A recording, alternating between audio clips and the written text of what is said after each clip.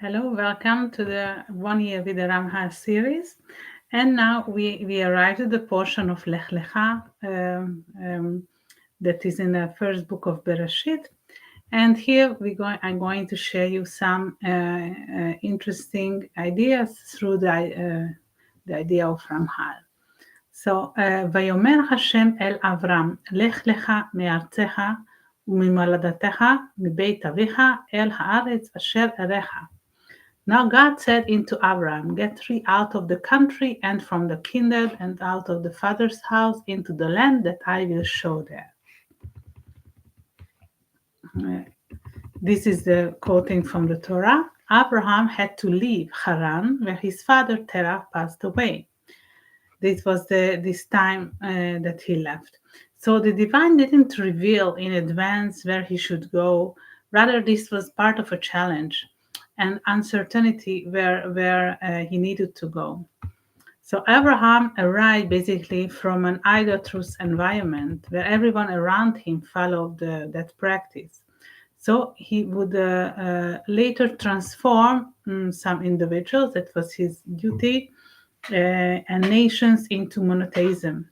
So he himself is being a precursor to his religion, this initiative that he started, the monotheism. For him, it was very crucial and deeply feel and understand how the divine basically manages the whole world. He lived in the city of Ur of the Chaldeans, emerging from this impure atmosphere of idolatry. He needed to connect closely and cleanly to the divine. The place wasn't suitable for further development of his, which this was the reason that the divine instructed him to move on. Again, basically, it is a metaphor, physically and the spirit, both in a physical and the spiritual sense, moving to one place to another, moving to a different spiritual station. So basically, he's going to the land of Israel, where he will succeed in reaching a spiritual heights that he never had before. This is what in the secret from the place of giving, okay? That this is his journey starting with. ועשה לך לגוי גדול, ויברכך ויגדלה שמך ויהיה ברכה. And I will make of thee a great nation, and I bless thee, and make thy name great, and be through a blessing. ויאמר אליו, אני השם אשר הוצאת מאור כסדים, לתת לך את הארץ הזאת לרשתה. And he said unto him, I am the God that brought thee out of the Ur of the Chaldeans to give thee the land to inherit. Our sages says that our forefather Abraham underwent 10 test trials, which helped to elevate his consciousness and personality to a higher level.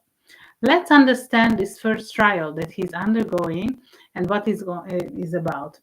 Chazal says that the first trial was with the king Nimrod, who was an idolater himself. And this whole story goes like this. In the Torah, that is mentioned that Noah's great-grandson depicted as a mighty hunter and a symbol of the strength. Among the descendants of Noah's son, Shem, Ham, Yafet, Ham, it was the nation of Cush. So Nimrod acquired his kingdom through force, as always feared that it would be taken away from him. He did everything to show his strength. He had, and also basically had no reason to fear Terah. They were basically allies with the father of Abraham. Terah was devoted a follower of the great Nimrod and believed that Nimrod self-proclaimed divinity. Terah had no son and desperately wanted one. And Nimrod rejoiced with his astrologers and constantly advised on how to ensure that he would remain in this position, ensuring that there would be no one that would challenge this greatness. Constantly afraid, and he feared being dethroned.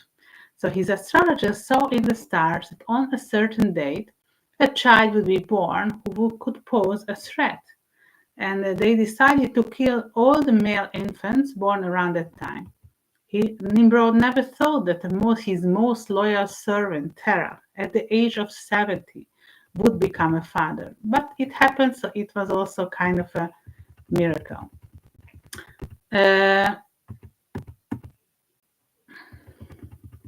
However, he feared his own son might be killed, Terach. Therefore, he settled that his son will live in a cage until age of 3. That was the point that he was raised there, and it was during that time that he found a connection with the divine in the cave. Okay, and King Nimrod challenges Abraham to provide his monotheism, as it considers it an act of rebellion against his authority and the denial of a divine origin.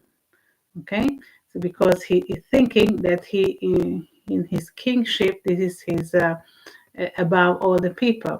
So Abraham, therefore, it is thrown into the fire for his defiance, based on Shir Hashirim and Chazal. And meanwhile, in the heaven and the divine, and angels decide to intervene and save Abraham miraculously.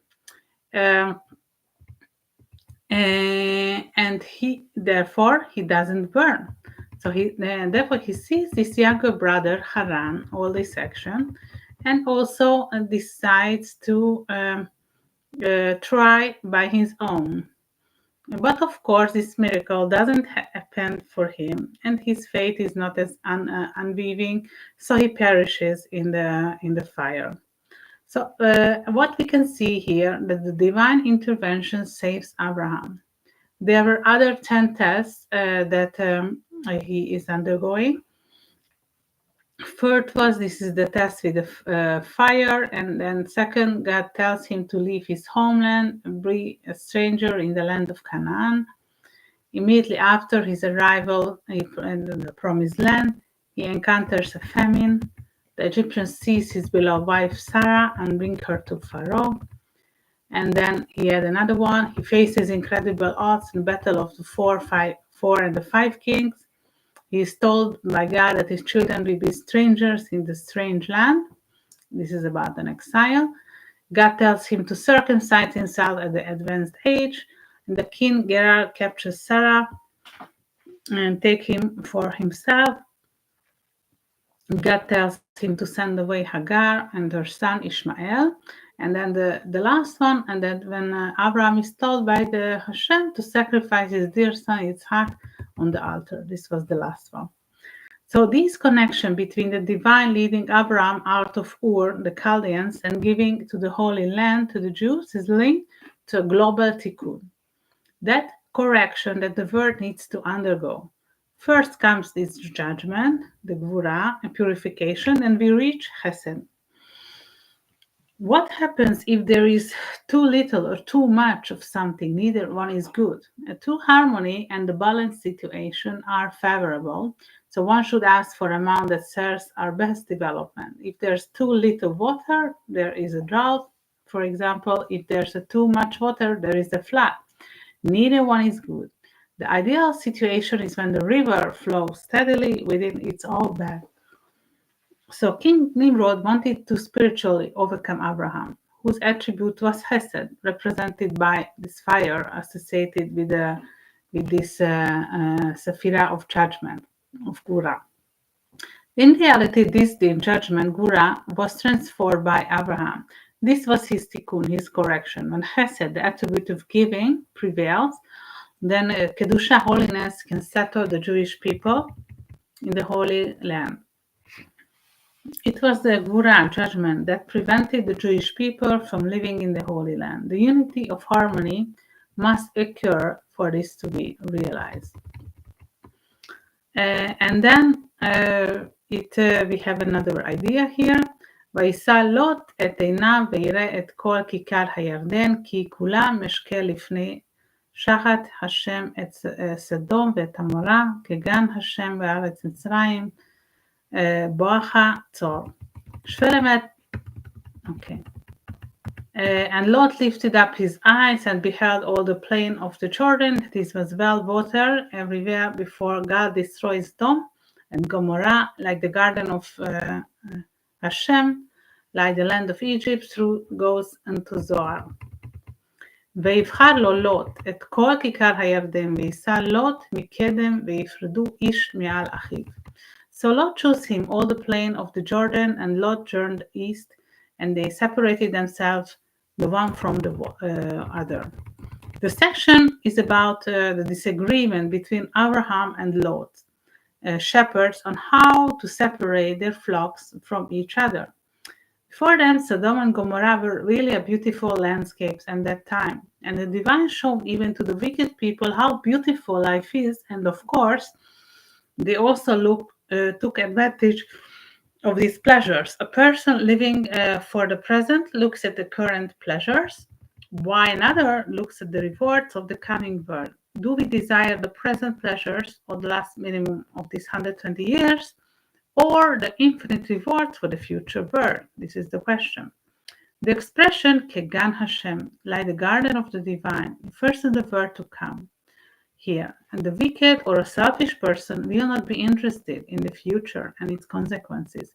They will focus on the present. There is no fear of heaven of them, and these challenges that we're having in physicality are very appealing to them because their illusions seem very beautiful. Lot was drawn to pleasures, and it was easy to let him in that direction. Vayis Lot mikadem, turn away from the Garden of Eden towards East Kedem. The Torah mentions several times that Abraham and Lot separated. Their motivations and goals were totally different, and it manifested on multiple levels. Different emotions motivated them, and there were two systems could no longer be held together. Therefore, they have to be separated. And at the same time, Abraham allowed Lot to decide for himself what he wanted to do. He didn't necessarily have to stay with Abraham. Lot chose the pleasures of Sodom. That was the right choice for him at that time. ואנשי סדום רעים וחטאים להשם מאוד. Now the men of Sodom were wicked and sinners against God exceedingly. So here we have, in this sentence, we have רעים, אנשי סדום, the people of Sodom, רעים וחטאים, they were wicked and sinners, להשם, for God, מאוד, very much. Me'od, the value of Me'od is Mem 40, Aleph 1 and Dalet 4. It is 45, the same as Lot. Okay, the value of the name Lot, Lamed 30, Vav 6, and Tet is 9. So they were fitting each other. Okay, so basically Lot fitted himself very well in this society of Sodom. Even in Abraham, doubts arose when he separated from Lot. There was no one to positively influence him.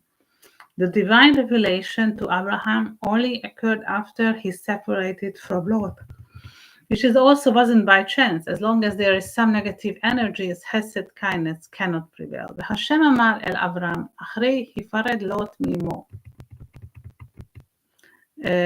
So basically, after that Abraham left Lot, this positive influence energy was kept flowing into the actions and the thought of Lot, and then he remained himself alone there with those people that we choose. Okay, so basically we have to choose our surroundings, we have to choose our people. This was for today, and see you next week for the exceeding parasha that follows next week. Thank you. Bye-bye.